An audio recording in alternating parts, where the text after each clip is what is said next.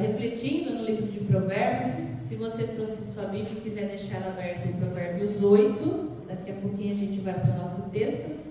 Mas eu queria lembrar a você então que nós temos meditado no livro de Provérbios e sobre um guia para viver bem. Nós temos falado um pouquinho sobre sabedoria, vimos até aqui que a sabedoria é fazer a coisa certa, no tempo certo, na intensidade emocional correta, e que isso é difícil. Só que buscar viver de forma sábia é buscar viver melhor, porque afinal a sabedoria é uma questão de vida ou morte. E eu queria pensar com você, de tudo que nós vimos até aqui, né, que Provérbios traz para nós a personificação de duas mulheres, a loucura e a sabedoria. Ficou melhor? Ficou.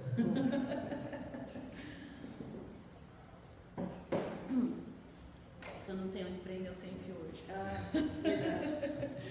Te entendo. Então, assim, a gente lembra que eu falei a semana passada de uma coisa muito importante quando a gente faz a leitura de um livro bíblico. Qual é a forma literária? Nós estamos em Provérbios. Provérbios é um livro de sabedoria, é poesia. A poesia tem dessas coisas, né? Se você lembrar de algum poema que você já viu, o amor ganha forma como se fosse uma pessoa, né? A saudade ganha forma como se fosse uma pessoa na poesia moderna. Na poesia antiga não é diferente. Então, em Provérbios nós temos o que? A personificação. Então, a sabedoria e a loucura são duas mulheres que são retratadas ao longo dos 9 primeiros capítulos de Provérbios. Depois, a partir do 10º capítulo, a gente vai ter Provérbios, que é a sabedoria oral do povo de Israel, colocado ali escrito. Então, aqui a gente tem essa personificação e lembre-se do que a gente falou, né? A sabedoria é uma mulher gritando nas ruas. Essa imagem que é descrita lá no primeiro capítulo que nós vimos na semana passada, é até meio irônico, se você perceber. Para pensar, se passasse uma mulher gritando aí no meio da rua, o que você ia imaginar? Tá louca, né? É irônico uma pessoa gritando numa cidade e ainda por cima sendo ignorada porque está em volta dela. Então ela grita e ninguém liga.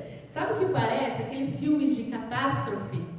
Sabe, o cientista está lá falando, olha, vai acabar o mundo, não sei o que tem, ninguém liga para ele. É um louco. Né? Depois, geralmente, esse filme de catástrofe, o cientista estava certo.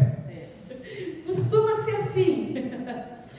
Então, o fato, assim, quando a gente pensa nisso, a gente fala, pô, ela é uma mulher louca, desvairida, porque inconveniente, gritando, causando distúrbio na paz da cidade, não tem sentido. Mas é essa imagem que o autor de Provérbios escolhe para colocar no livro. E há um senso de urgência, se a gente parar para pensar. É até assim um certo desespero, porque na verdade é isso que o autor de Provérbios quer mostrar. Olha, se você não viver de forma sábia, você pode morrer. É insanidade sua não viver e não buscar a sabedoria.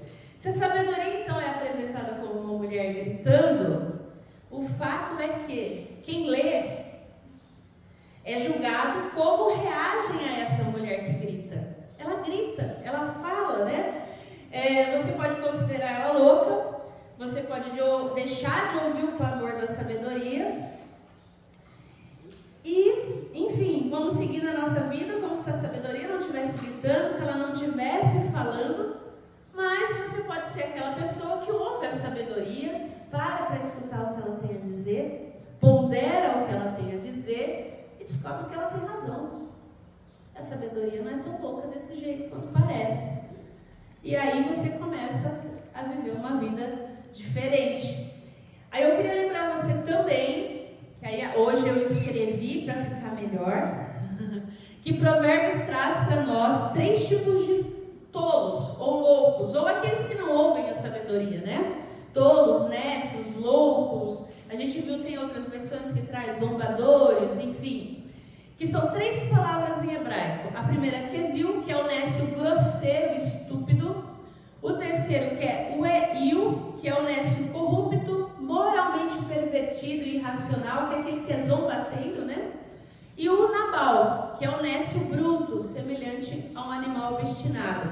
Então, quem não ouve a sabedoria é um desses três tolos, loucos, enfim, nécios, como você preferir falar, né?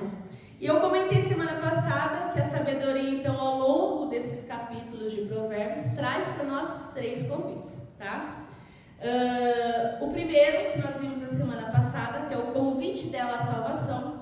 E hoje, o segundo convite da sabedoria, que é o convite à verdadeira riqueza. E é o que a gente vai ver hoje no capítulo 8, então. Eu vou ler do 1 a 36. Eu convido você a acompanhar a leitura mesmo na tradução que você tenha. Vamos lá. Por acaso não clama a sabedoria e o entendimento não faz ouvir a sua voz? A sabedoria se coloca no topo dos lugares elevados, junto ao caminho, nas encruzilhadas das veredas, junto aos portões, a entrada da cidade, a entrada dos portões, ela está gritando. É para vocês, homens, que eu clamo, e a minha voz se dirige aos filhos dos homens. Vocês, ingênuos, entendam a prudência, e vocês, tolos, entendam a sabedoria. Escutem, pois farei coisas excelentes. Os meus lábios dirão o que é reto, porque a minha boca proclamará a verdade. Os meus lábios detestam a maldade. Todas as palavras da minha boca são justas, não há nelas nenhuma coisa torta nem perversa. Todas são retas para os que têm compreensão e justas para os que acham o conhecimento. Aceitem o meu ensino em vez da prata e o conhecimento em lugar do ouro escolhido. Porque a sabedoria é melhor do que as joias e tudo o que se possa desejar não se compara com ela. Eu, a sabedoria, moro com a prudência e disponho de conhecimento e de conselhos. O temor do Senhor consiste em odiar o mal. Eu odeio a soberba, a arrogância, o mau caminho e a boca que fala coisas perversas. Meu é o conselho e a verdadeira sabedoria. Eu sou o entendimento. Minha é a fortaleza. Por meio de mim, os reis governam e os príncipes decretam justiça. Por meio de mim, governam os príncipes, os nobres e todos os juízes da terra. Eu amo os que me amam. Os que me procuram, me encontram. Riquezas e honra estão comigo, bens duráveis e justiça. O meu fruto é melhor do que o ouro refinado, e meu rendimento é maior do que a prata escolhida. Ando pelo caminho da justiça e sigo as veredas do juízo, para dotar de bens os que me amam e encher os seus tesouros. O Senhor me possuía no início da sua obra, antes das suas obras mais antigas. Fui estabelecida desde a eternidade, desde o princípio, antes do começo da terra. Nasci antes de haver abismos, quando ainda não havia fontes carregadas de águas. Antes que os montes fossem firmados, antes de haver colinas, eu nasci. Deus ainda não tinha feito a terra, nem os seus campos, nem sequer o princípio do pó do mundo. Eu estava lá, quando Ele preparava os céus, quando traçava o horizonte para a face do abismo. Estava lá quando Ele firmava as nuvens de cima, quando estabelecia as fontes do abismo, quando fixava ao mar os seus limites, para que as águas não transgredissem a sua ordem, quando Ele compunha os fundamentos da terra. Eu estava com Ele e era o seu arquiteto. Dia após dia, eu era a sua alegria, divertindo-me em todo o tempo na sua presença, divertindo-me no seu mundo habitável e achando alegria junto aos filhos dos homens. Agora, meus filhos, escutem o que eu digo, porque felizes são os que guardam os meus caminhos, ouçam o ensino, sejam sábios e não o rejeitem. Feliz é aquele que me ouve, vigiando dia após dia diante das minhas portas, esperando na entrada da casa, pois quem me encontra a vida e alcança a favor do Senhor. Mas quem peca contra mim, violenta a própria alma. Todos os que me odeiam amam a morte. palavras do Senhor. A sabedoria, então, volta aos lugares cheios de gente, na cidade, e fala em alta voz para que todos possam ouvir. E observe que, porém, que ela se dirige a apenas dois tipos de tolos ou de nécios: os ingênuos e os loucos, o Nabal. Mas ela não fala para os escarnecedores, que está em Provérbios 1:22 e também aqui no versículo 5 do nosso texto. Por quê? Porque os zombateiros zombaram da mensagem da sabedoria, deram as costas para ela, de modo que a sua oportunidade já tinha passado. Então a sabedoria não se dirige a esses que zombam dela. Não porque Deus havia deixado de falar, mas porque o coração deles se recusava a ouvir. Então às vezes a gente insiste em quem zomba de Deus, não adianta, a pessoa fechou o ouvido. Então, eu queria pensar aqui com você que esse texto que nós vemos apresenta 3 pontos bastante claros. E sim, eu escrevi para ficar melhor e mais visível para você, porque ele é muito longo, né? E o primeiro a sabedoria fala, né? Podem confiar nas minhas palavras. A mensagem proclamada aqui pela sabedoria, ela é descrita em 5 adjetivos. Suas palavras são excelentes, que é um termo que no Antigo Testamento é traduzido como comandante, príncipe, ou seja, aquele que manda, aquele que está à frente. Então, uma vez que a mensagem de Deus é a palavra do rei, é assim que a gente entende, né? A gente pode dizer que as suas palavras são nobres e são magníficas, são superiores. E a mensagem também fala de coisas retas. Olha aí no verso 8 e 9, né? Que é um adjetivo descrito como direito, que é aquela ideia que a gente tem, né, sem curva, tudo na mesma direção, não desvia nem para a direita, nem para a esquerda, que é próprio de todo o Antigo Testamento, essa terminologia. E também a palavra de Deus é verdadeira, no verso 7, e justa, no verso 8. E pensa bem, a insensatez, né, ou a loucura, ela usa palavras enganosas, sinuosas, que é a ideia o quê? De sair da reta. Mas eu volto para a reta, né? Então assim, quando a loucura, a insensatez quer fazer alguma coisa, ela te engana. Ela parece estar no caminho reto, parece ser certo, mas não é. É sinuoso. Nesse sentido, tem um escritor, George Orwell, que escreveu um livro, não sei se você já leu, se teve a oportunidade, que chama 1984. É uma utopia, é um romance utópico, na verdade, que ele usa uma linguagem interessante.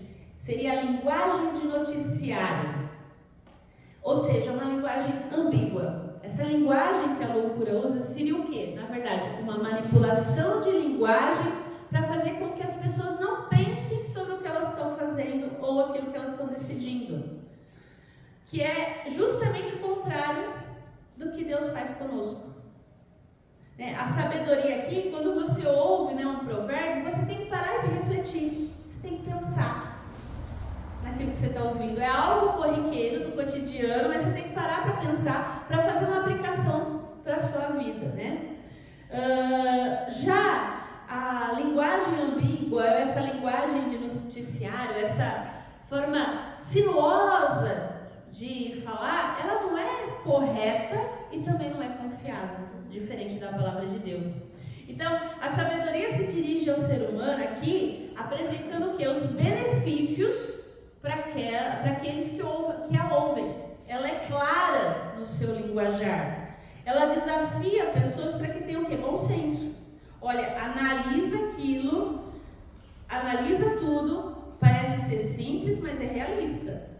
E ela convida que a uma análise dos aspectos morais, né?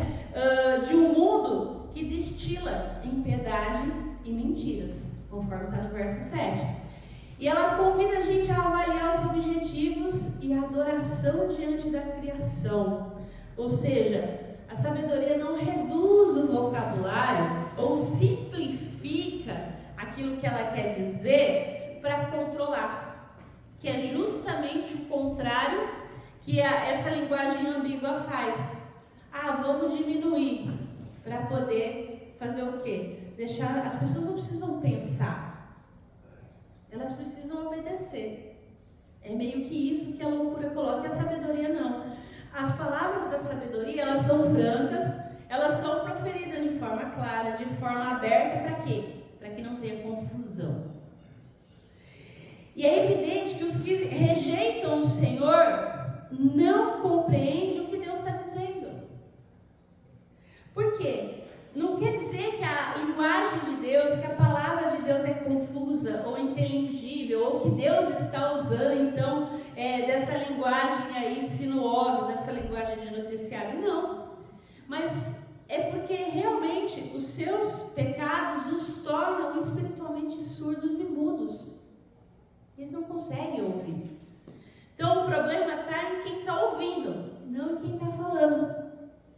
Porque como a gente pode explicar que a palavra do Senhor faz tão sentido para alguns, e parece que assim, quando você entende, você recebe, parece que realmente cai um véu assim, e você começa a compreender aquilo que lê, mesmo que você não tenha estudo. Eu sei que muitos de nós já conheceram pessoas extremamente sábias, mas que não têm estudo formal, nunca foi fazer faculdade, mas são sábias no cotidiano, ouvem a palavra de Deus e são sábias na aplicação da palavra de Deus. Então o problema não é quem fala, é quem escuta. Não querer escutar é aquele que muitas vezes zomba da palavra do Senhor e realmente não vai ouvir o que Deus tem para dizer. Depois, o segundo ponto nosso aí vai falar que podem receber a verdadeira riqueza, né? Essa passagem, ela vai tratar de um tipo de enriquecimento que não se refere a bens materiais. Ou seja, a verdadeira riqueza. A sabedoria não promete em nenhum momento colocar dinheiro na conta bancária de ninguém. Você vai ganhar muito dinheiro. Não. O que ela está fazendo? Ela está fazendo com que aqueles que a ouçam realmente possam buscar uma riqueza eterna que está além do ouro, da prata e de pedras preciosas. Porque, lembre-se, a gente cantou, né? Buscai primeiro o reino de Deus e a sua justiça, e todas as coisas vos serão acrescentadas. Eu diria que esses versos são a parafrase no Antigo Testamento para esse texto de Mateus 6,33. Ou seja, no tempo do Antigo Testamento, alguns israelitas, eles acreditavam que a riqueza material era sinal da bênção de Deus, enquanto que as dificuldades eram um sinal de que a pessoa não tinha o favor de Deus. Isso é nítido por todo o Antigo Testamento, e a gente tem ainda hoje dissidentes, né? Vamos pensar dessa forma de entender a vida, que a gente chama de teologia da prosperidade, que a gente pode ver claramente nos amigos de Jó. Né? A gente cantou Tua Forte Mão Vive, e ela tem um trecho do livro de Jó, né? Eu sei que meu Redentor vive, que se levantará sobre a terra. É um trecho do livro de Jó, que é Jó respondendo, né, aos seus amigos, porque os seus amigos olhavam para ele e falavam: você está sofrendo, você perdeu tudo, então você é pecador, você está sofrendo porque você fez alguma coisa muito errada. Só pode. Se você não tem dinheiro na sua conta hoje, é porque você não está obedecendo a Deus. Será? Será? Pensou? Se a gente olhar dessa forma, e infelizmente muitas igrejas, muitas comunidades entendem dessa forma. E a gente precisa parar e pensar que não é assim, porque quando Jesus disse que era difícil um homem rico entrar no reino de Deus, os seus discípulos ficaram assim, cheios de espanto. Por quê? Porque era normal o homem rico ter acesso a Deus. Era a teologia da época, né?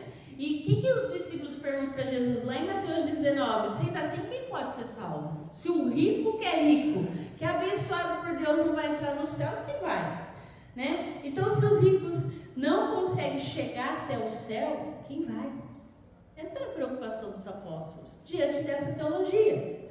O fato é que A sabedoria agora ela coloca-se que ela tem algo melhor a oferecer do que essas riquezas, que são perecíveis, né? Que a traça e a ferrugem consomem.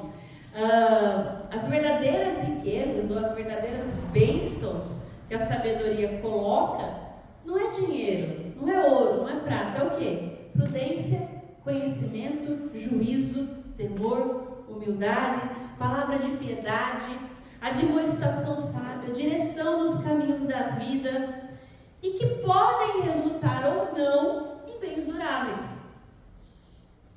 Porque você pode ter uma pessoa sábia que não necessariamente vai acumular bens, né? Então, uma vida enriquecida por Deus pode ser pobre neste mundo, mas a riqueza das coisas que possui é muito superior. É bom desfrutar das coisas que o dinheiro pode comprar. A gente não está aqui fazendo também uma apologia, olha, vamos fazer voto de pobreza, né? A gente não pode ter nada, não é isso. Desde que você não perca as coisas que o dinheiro não pode comprar. Essa é a ideia do reino de Deus, né? Por mais dinheiro que alguém tenha, aquilo que a sabedoria oferece não pode ser comprado em lugar nenhum. Não tem como. E de que maneira então a gente pode obter essa riqueza satisfatória e duradoura que a sabedoria coloca? E aí o texto mostra pra gente a partir do verso 6. Ouvindo a palavra de Deus, depois no 10, recebendo a sua instrução, no 17 e 21, amando a verdade e a sabedoria, e no 17, buscando a Deus e a sua sabedoria diariamente, orando, buscando a Deus. Então, muitos filhos de Deus descobriram como é importante começar o dia com o Senhor, meditando na sua palavra, orando, adorando. Semana passada eu falei bastante sobre a questão do silêncio, da gente buscar o silêncio, de ter um momento a sós com Deus, porque isso é riqueza também. É o quê? É vislumbrar as obras do Criador. E essa riqueza é única. E aí depois a gente tem o quê? A sabedoria dizendo que, olha, vocês podem ver as minhas obras. E uma das lições desses versículos finais aí é que o poder e o esplendor de Deus, encontrado em toda parte da criação ao nosso redor, são prova daquilo que a sabedoria de Deus pode fazer. O mesmo Deus Criador, o mesmo Deus soberano que sustenta todas as suas coisas, mediante a sua palavra, também trabalhou o quê? Usa aí na antiga criação, ou seja, também deseja trabalhar na nova criação. Porque afinal, qual é a ideia que é a percepção da antiga criação? As coisas que a gente tem. E quem são as novas criaturas do Senhor? Aqueles que aceitaram a Cristo. Ou seja, aqui a gente tem uma percepção da Trindade. Gisele, você já disse pra gente algumas vezes para não fazer anacronismo. Não usei essa palavra antes com vocês. Ou seja, Provérbios ainda está lá no Antigo Testamento, não fala de Jesus. Ou seja, não tem como eu fazer essa leitura. Mas quando a gente olha para a Bíblia e a gente entende que ela aponta para Cristo, nós entendemos a partir dessa percepção que a sabedoria descrita nesse texto é a figura do Filho, que depois é revelado a nós no Novo Testamento.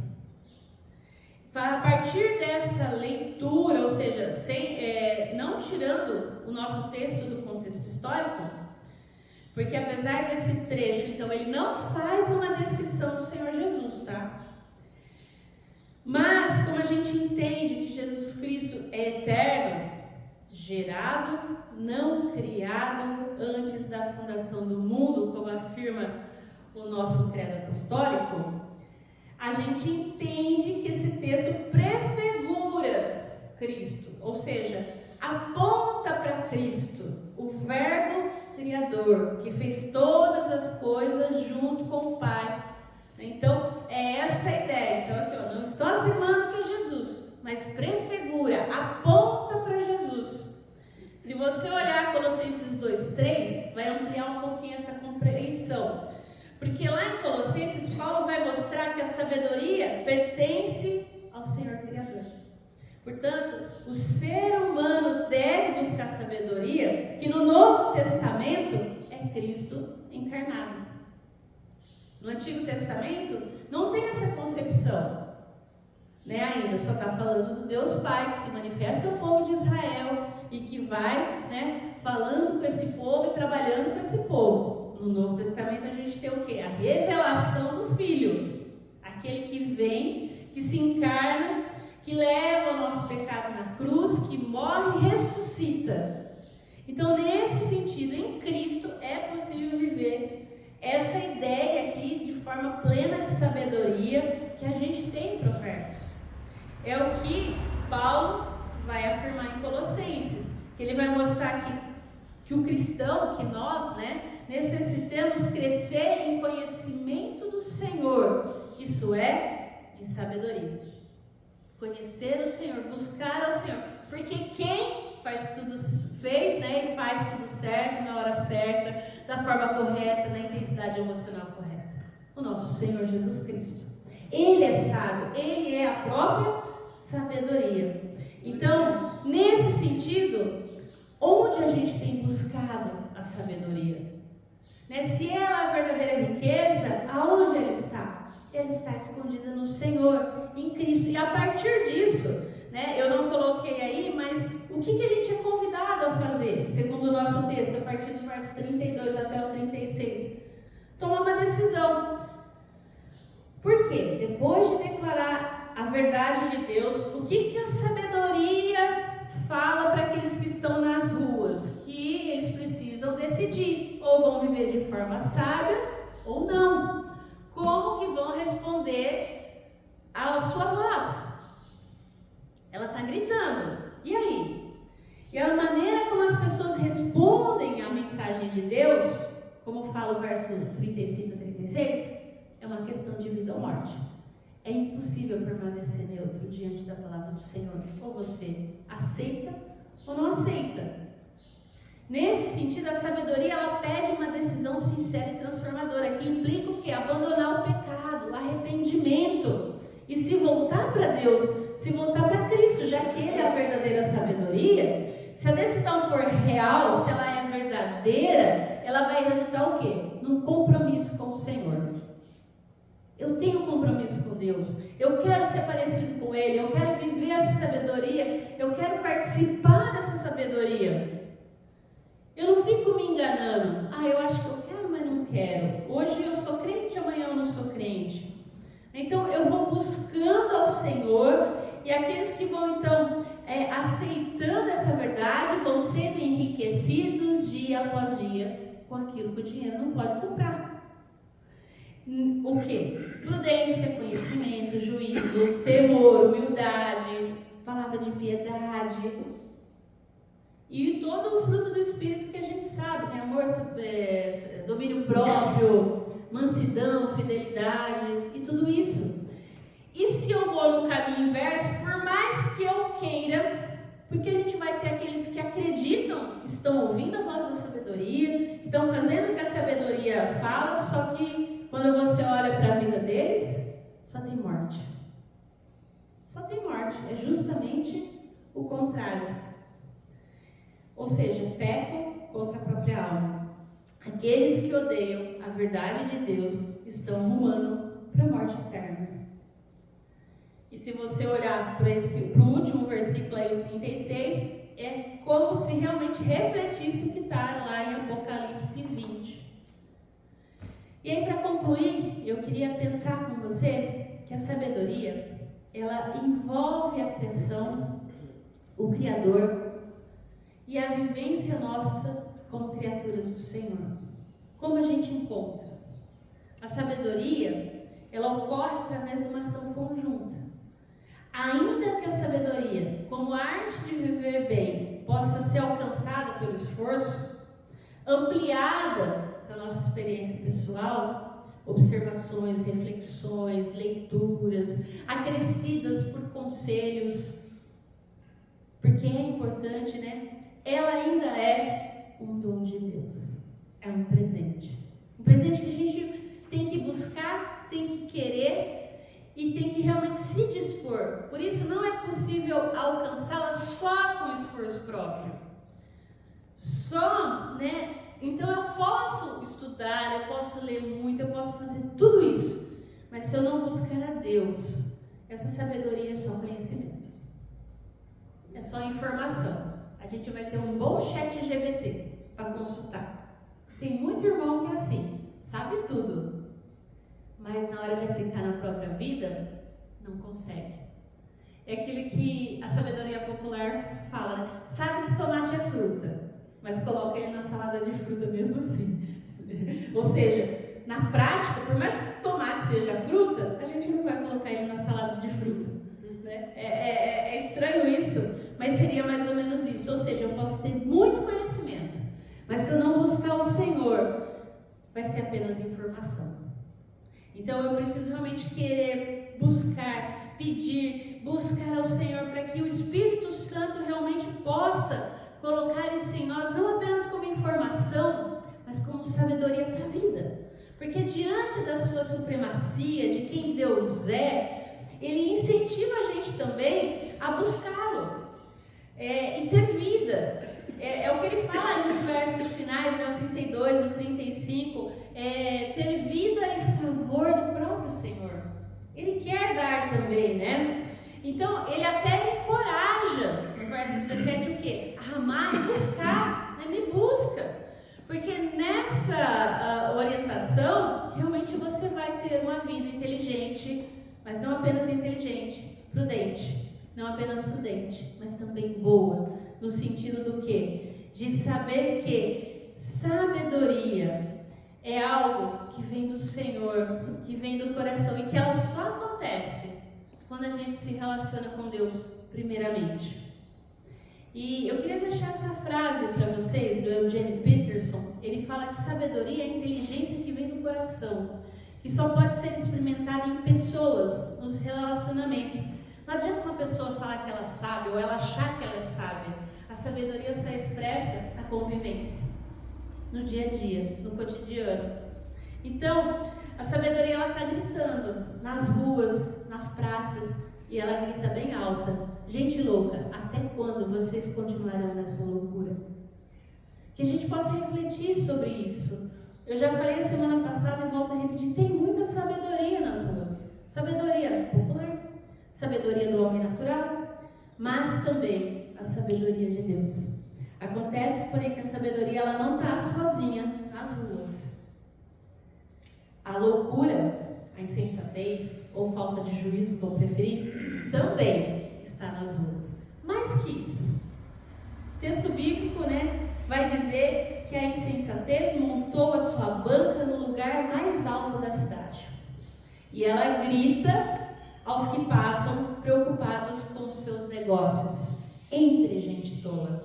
Está lá em Provérbios 9, que a gente ainda vai ver. Ou seja, que a gente possa pensar em quais vozes nós estamos ouvindo. A sabedoria grita, a insensatez grita. Que a gente possa realmente escolher ouvir a voz da sabedoria, pedir para Deus essa orientação, buscá-lo. A gente ainda vai falar sobre a próxima voz da sabedoria, semana que vem, sobre o próximo convite da sabedoria, que é viver bem. E depois a gente vai falar então também sobre a insensatez. Eu espero que seja edificante para a sua vida, que a gente possa realmente ouvir a voz de Deus, buscar ouvir a voz do Senhor em todo o tempo, na nossa vida, nas nossas leituras, nos nossos relacionamentos, para que a gente possa realmente fazer a coisa certa, do jeito certo, no tempo certo, com a intensidade emocional correta, para que Deus possa ser louvado através das nossas vidas. Amém? De manhã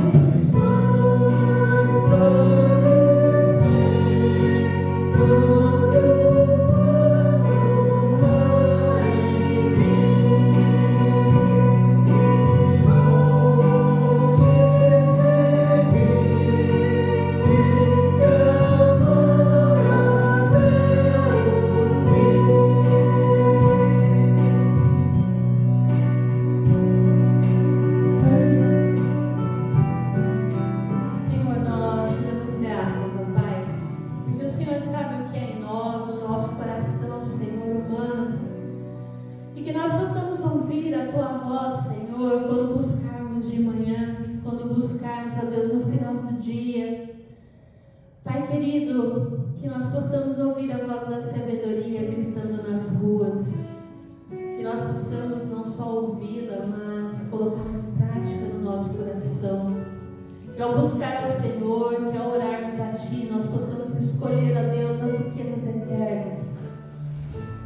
Que nós possamos querer, Senhor Deus, realmente sermos pessoas que não só verbalizem, mas que nas suas vidas, no seu cotidiano, Senhor, nós possamos realmente expressar a sua sabedoria através de prudência, através de conhecimento, através de humildade, através, Senhor, de piedade. Que nós possamos, ó Deus, termos palavras sábias para admoestar aqueles que precisam. Que nós possamos, ó Deus, sermos aqueles e aquelas que direcionam, Senhor Deus, as pessoas a caminhos sábios, que resultem em vida eterna. E, ó Pai, que os caminhos de morte que outra hora nós caminhamos, ó Pai, nós colocamos diante de Ti nessa hora e pedimos perdão, Senhor. Ser misericordioso conosco, Senhor, pelas vezes, ó Pai, que nós mentimos, que nós ouvimos mais a voz da insensatez e deste mundo do que a voz do Senhor. Pelas vezes que ouvimos a nós mesmos, os nossos desejos pecaminosos, a nossa mente, Senhor Deus, pervertida, o nosso coração enganoso, Senhor. Perdoa, purifica, nos cura, Pai, que realmente as Suas misericórdias, ó Deus, possam encher os nossos desertos de graça, de amor, Senhor. Obrigada porque a Tua cruz nos cura, nos restaura, Senhor, para que nós possamos estar na Tua presença, Senhor, e ouvir a Tua voz com clareza, com propósito, ó Deus, para que tudo na nossa vida possa glorificar o Teu nome. Para que, Senhor, a nossa saúde física e emocional, Senhor, as nossas finanças, as nossas famílias, Pai, possam glorificar o Seu nome, Senhor. E naquilo que nós estamos sendo deficitários, venha preencher, Senhor. Afinal, é um dom Seu, é o Senhor quem dá. O Senhor diz que a gente deve pedir, e pedimos a Ti sabedoria, Senhor, para gerir as nossas vidas, para darmos bom testemunho. E pedimos a Deus por aquilo que nos falta, porque algumas coisas não são porque a gente deixou de fazer, são consequência do pecado na nossa vida, do pecado nosso, do pecado do outro, do pecado como estrutura, Senhor Deus, humana que nós temos, enquanto o Senhor não vem, enquanto o Senhor não restaura a Sua criação, e a nós sofremos ainda, Senhor. E por isso nós colocamos diante de Ti nessa hora os nossos corações. Pedimos a Deus por aqueles que têm passado problema de saúde. Clamamos a Deus nessa hora que o Senhor venha com cura e com restauração. Clamamos a Ti, Senhor, de forma especial pela vida do Roberto. Que o Senhor continue sustentando e fortalecendo ele. Pedimos a Deus pela Valerinha, pelos exames que ela tem que fazer, Senhor. Pedimos, ó Pai querido, pela Dora, pedimos pelas irmãs do Conte Comigo, Senhor, que o Senhor continue sustentando essas queridas, fortalecendo elas em saúde. Pedimos pela Dona Dalva, Senhor, seja com ela. Clamamos, ó Deus, por todos que aqui estão, pelos seus familiares, que o Senhor venha com fortalecimento, Senhor Deus, na área da saúde. Pedimos por aqueles que têm passado problemas financeiros, que o Senhor sustente, que o Senhor fortaleça, que o Senhor dê sabedoria para gerir as finanças. Pedimos por aqueles e aquelas que têm passado por problemas de relacionamento, Senhor, que o Senhor dê sabedoria, que o Senhor dê humildade, para que nós possamos, ó Deus, nesses relacionamentos, ó Deus, testemunhar do Senhor, que nós possamos abrir mão de coisas, ó Deus, que não Te engrandecem. Pedimos, ó Deus, por aqueles irmãos e irmãs que têm visto os filhos, ó Deus, sofrerem por relacionamentos, por falta de sabedoria. Vem, Senhor Deus, vem curando, vem fortalecendo, vem sustentando, Senhor. Pedimos, ó Pai, por aqueles que estão em tratamento, de forma especial, clamamos a Ti pela vida da Aninha, do Maicon, ó Deus. Que haja, Senhor Deus, milagre daquelas